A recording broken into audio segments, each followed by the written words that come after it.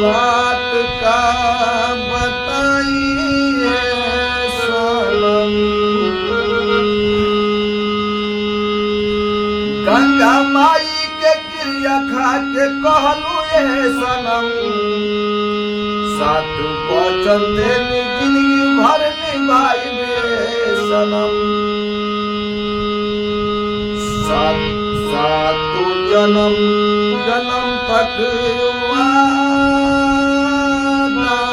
हो गइलू, सात जन्म जन्म तक वादा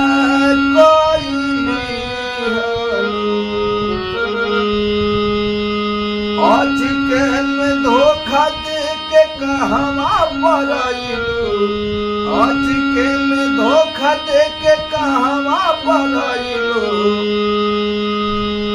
खइले रहलू कसम ये जानू,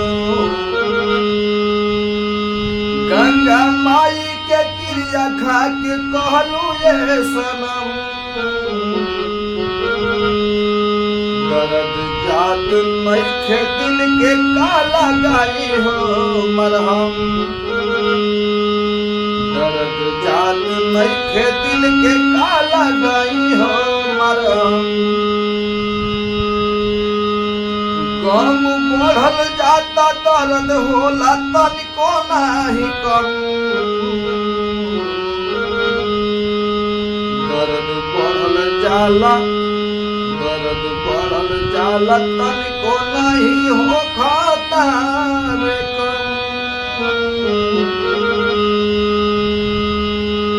अटकन दे के धोखा गइलू ये सनम, खइले रहलू क्रिया ये सोना।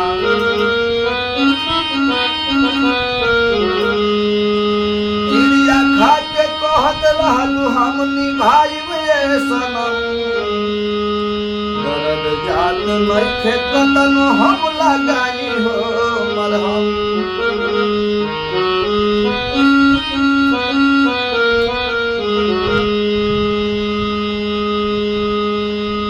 उठताते हुक दिल में लागता बेलूक हो, छोड़ के चल गइलू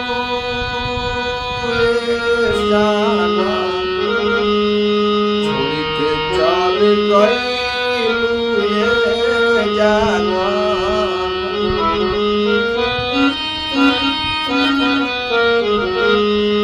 उठताते हुकलूक कैसे बताई, दिलवा के दर्द हम के रे सुनाई।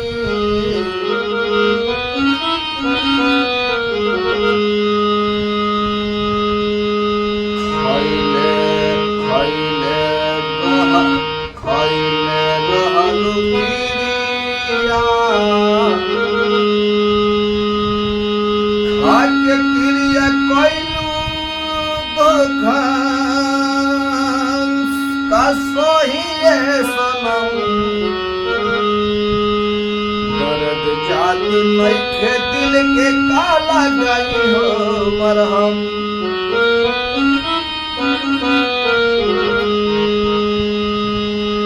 अचके में दे के धोखा,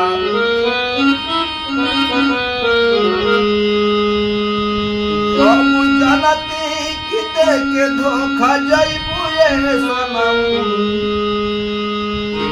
गंगा माई के खा के कहल रहलू ये सनम, क्रिया खा के गंगा माई